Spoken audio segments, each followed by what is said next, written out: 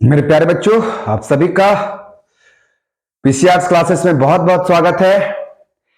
मेरे प्यारे बच्चों, आज हम इस लाइव क्लास में हम लोग देखेंगे, है ना, राजनीति शास्त्र के वो महत्वपूर्ण प्रश्न देखेंगे आज की लाइव क्लास में, जो बहुत इंपॉर्टेंट है। मेरे प्यारे बच्चों, सारे प्रीवियस ईयर के एमसीक्यू के प्रश्न होंगे आज के इस लाइव क्लास में। और मेरे प्यारे बच्चों, ये भी पता होना चाहिए कि प्रीवियस ईयर के क्वेश्चन अधिकतर जो है वो एग्जाम में पूछा जाता है ना। तो वो सारे के सारे प्रीवियस ईयर के क्वेश्चन जो है आज के इस लाइव क्लास में बता दिए जाएंगे।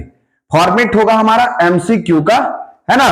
तो चलिए हम लोग चले। तो मेरे प्यारे बच्चे, बहुत ही इंपॉर्टेंट है आज का जो हमारा सेशन है ना। चलिए, तो मेरे प्यारे बच्चों, सबसे पहला प्रश्न है ना, वारसा पैक्ट का हस्ताक्षर कब हुआ था, है ना। पहला क्वेश्चन है, वारसा पैक्ट का हस्ताक्षर कब हुआ था।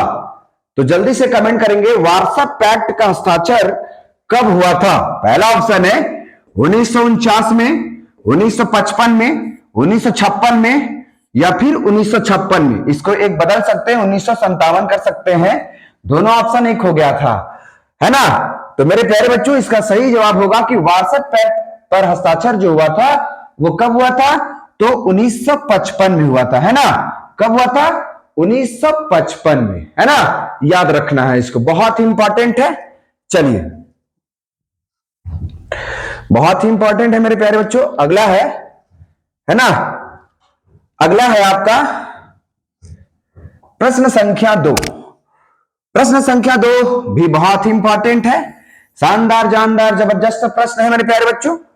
तो प्रश्न है, सोवियत संघ के विघटन के बाद कौन सा देश एक महाशक्ति के रूप में उभरा। जब सोवियत संघ रूस का विघटन हो गया, जब सोवियत संघ विभिन्न विभिन्न भागों में बढ़ गया, तो कौन ऐसा देश बचा इस दुनिया में जो महाशक्ति के रूप में उभरा, है ना, महाशक्ति के रूप में उभरा। तो मेरे प्यारे बच्चों, यहां पर आपको 4 ऑप्शन दिए गए हैं।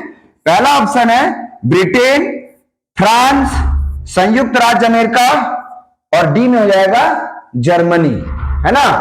तो ये चारों के चारों जो हैं आपको बताना है। तो मेरे प्यारे बच्चों, इसमें सोवियत संघ के विघटन के बाद जो शक्तिशाली राज्य के रूप में उभरा उसका नाम है आपका संयुक्त राज्य अमेरिका, है ना, संयुक्त राज्य अमेरिका। दूसरा का ऑप्शन नंबर सी इसका सही जवाब होगा, है ना। अरे रुको, चलेगा, आगे बढ़ते हैं हम लोग। क्वेश्चन नंबर 3, है ना। क्वेश्चन नंबर तीसरा भी बहुत इंपॉर्टेंट है। निम्न में से कौन आसियान का सदस्य नहीं है। निम्न में से कौन आसियान का सदस्य नहीं है। तो पहला ऑप्शन है इंडोनेशिया, फिलीपींस, सिंगापुर या श्रीलंका। आसियान एक संगठन है ना। मेरे प्यारे बच्चों, आपको बताना है कि इनमें से कौन सा देश है जो आसियान का सदस्य राष्ट्र नहीं है ना। तो मेरे प्यारे बच्चों, इसका ऑप्शन नंबर सी सही होगा। 3 का ऑप्शन नंबर सी, है ना, सिंगापुर जो है वो आसियान का सदस्य देश नहीं है ना। चलिएगा, आगे बढ़ते हम लोग। चलिएगा मेरे प्यारे बच्चों, अगला प्रश्न बहुत ही इंपॉर्टेंट है, शानदार जानदार जबरदस्त। मेरे प्यारे बच्चों, अगला प्रश्न है, सार्क का गठन कब हुआ था। सार्क का गठन कब हुआ था। ये एक संगठन है ना। आपको बताना है कि इस संगठन सार्क जो है इसका स्थापना कब हुआ था, गठन कब हुआ था। पहला ऑप्शन है 1985, 1983, 1991 और 1990 में। जल्दी से बताइए सभी के सभी हमारे प्यारे बच्चे। चलिए, तो मेरे प्यारे बच्चों, इसका सही जवाब होगा 1985, है ना। सार्क की स्थापना कब करी गई थी, 1985 में किया गया था, 1985 में किया गया था। चलिए आगे बढ़ते हैं। अगला प्रश्न है मेरे प्यारे बच्चों, प्रश्न संख्या 5, है ना। प्रश्न संख्या 5वां, 5 मेरे प्यारे बच्चों लिखा हुआ है, एमनेस्टी इंटरनेशनल का संबंध किससे है? एमनेस्टी इंटरनेशनल एक अंतरराष्ट्रीय संगठन है, इसका संबंध निम्न में से किससे है ना? ऑप्शन दिए गए हैं, चारों के चारों ऑप्शन रसगुल्ले टाइप के मेरे प्यारे रसगुल्लों। पहला आर्थिक विकास, बी लोगों का स्वास्थ्य से है, सी आतंकवाद से है, चौथा मानवाधिकार से है। मेरे प्यारे बच्चों, तो इसका सही जवाब होगा कि एमनेस्टी इंटरनेशनल का संबंध आर्थिक विकास से है। एमनेस्टी इंटरनेशनल का जो संबंध है मेरे प्यारे बच्चों, ये आर्थिक विकास से है ना? चलिए हम लोग आगे बढ़ते हैं। अब मेरे प्यारे रसगुल्लों, सारे के सारे प्रश्न जो है वो मांझी स्टाइल के हैं, शानदार, जानदार, जबरदस्त, बहुत ही बेहतरीन बेहतरीन प्रश्न है ना? चलिए आगे बढ़ते हैं। क्वेश्चन नंबर 6, भारत का पहला उप प्रधानमंत्री कौन थे? है ना? भारत के पहले उप प्रधानमंत्री कौन थे? पहला ऑप्शन है चौधरी चरण सिंह, सरदार वल्लभ भाई पटेल, चंद्रशेखर या लाल कृष्ण आडवाणी। तो मेरे प्यारे बच्चों, इसका सीधा सीधी से जवाब होगा कि भारत के जो पहले उप प्रधानमंत्री हैं वो है सरदार वल्लभ भाई पटेल, है ना? सरदार वल्लभ भाई पटेल। चलिएगा आगे बढ़े। चले मेरे प्यारे बच्चों, आगे चलते हैं हम लोग। अगला प्रश्न है, बहुत ही इंपॉर्टेंट है मेरे प्यारे बच्चों, रसगुल्ला टाइप का ये आपका प्रश्न है। कौन सी रेखा भारत और बांग्लादेश के बीच सीमा निर्धारण करती है? भारत और बांग्लादेश के बीच जो सीमा निर्धारण करती है उस रेखा का क्या नाम है ना मेरे प्यारे रसगुल्लो? तो आपको जवाब देना है। पहला है यहां पर ऑप्शन में डुरंड लाइन है या डुरंड रेखा बोल सकते हैं, रेडक्लिफ है ना, रेडक्लिफ रेखा या लाइन कह सकते हैं, मैकमोहन या इनमें से कोई नहीं। तो मेरे प्यारे बच्चों, भारत और बांग्लादेश के बीच जो सीमा रेखा का नाम है उसका नाम है रेडक्लिफ रेखा। क्या नाम है? रेडक्लिफ रेखा नाम है। 7 का ऑप्शन नंबर बी इसका सही जवाब होगा, है ना? चलिएगा आगे बढ़ते हैं हम लोग। क्वेश्चन नंबर 8 बहुत ही बेहतरीन है। क्वेश्चन नंबर 8 है ना, किस पड़ोसी देश के साथ भारत ने 1962 में युद्ध लड़ा था? कौन हमारा पड़ोसी देश है जिसके साथ 1962 में हम भारत के लोगों के साथ या भारत के साथ युद्ध हुआ था? तो उसका नाम है मेरे प्यारे बच्चों चीन, है ना? क्या नाम है? चीन। चीन के साथ जो है मेरे प्यारे बच्चों वो 1962 में युद्ध हुआ था, है ना? चलिए मेरे प्यारे रसगुल्लों आगे चलते हैं। चलिएगा अगला प्रश्न है क्वेश्चन नंबर 9, आपातकाल के दौरान कौन सा संविधान संशोधन पारित किया गया था? भारत में जब आपातकाल लगा था तो कौन सा संविधान संशोधन पारित किया गया था? तो बहुत ही इंपॉर्टेंट प्रश्न है। पहला ऑप्शन है 46वां, 44वां, 45वां या 42वां। जल्दी से कमेंट करके आपको बताना है ना? तो मेरे प्यारे बच्चों, इसका सही जवाब होगा 44वां संविधान संशोधन। 44वां संविधान संशोधन, है ना? चलिए आगे। क्वेश्चन नंबर 10वां बहुत इंपॉर्टेंट है, बहुत इंपॉर्टेंट है मेरे प्यारे रसगुल्लों। मेधा पाटेकर निम्नांकित में से किस आंदोलन से संबंधित हैं? पहला ऑप्शन है ताड़ी विरोधी आंदोलन, चिपको आंदोलन, टेहरी बांध आंदोलन या नर्मदा आंदोलन, है ना? तो मेरे प्यारे बच्चों, जो मेधा पाटेकर का संबंध है वो नर्मदा बचाओ आंदोलन से संबंध है। 10 का ऑप्शन नंबर डी इसका सही जवाब होगा, है ना? चलिए आगे बढ़ते हम लोग क्वेश्चन नंबर 11 की ओर। बहुत इंपॉर्टेंट है ना? निम्नलिखित में से किस देश द्वारा नाटो का नेतृत्व किया गया था? पहला ऑप्शन यहां दे दिया गया, संयुक्त राज्य अमेरिका, सोवियत संघ रूस, जर्मनी या फ्रांस, है ना? तो आपको कमेंट करके बताना है कि नाटो की स्थापना किसने की थी, जल्दी से बताएंगे। तो मेरे प्यारे बच्चों, इसका सही जवाब होगा संयुक्त राज्य अमेरिका।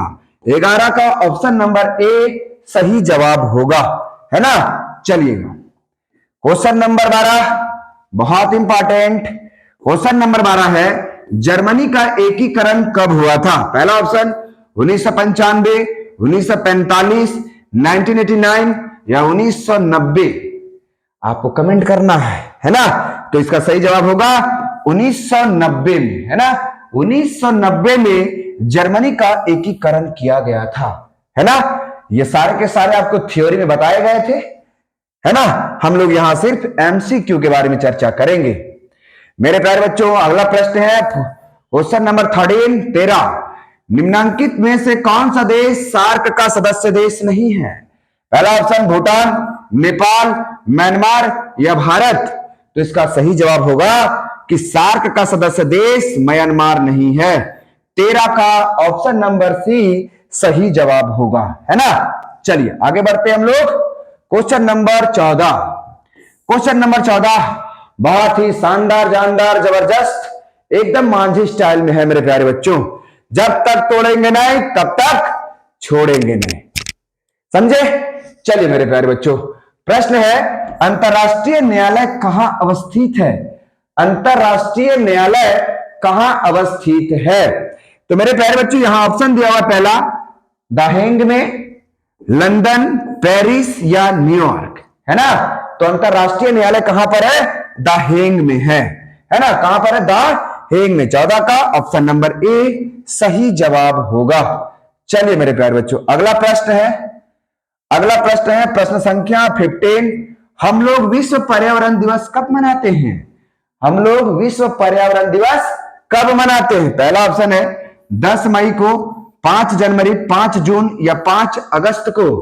तो मेरे प्यारे बच्चों हम लोग विश्व पर्यावरण दिवस 5 जून को मनाते हैं। कब मनाते हैं?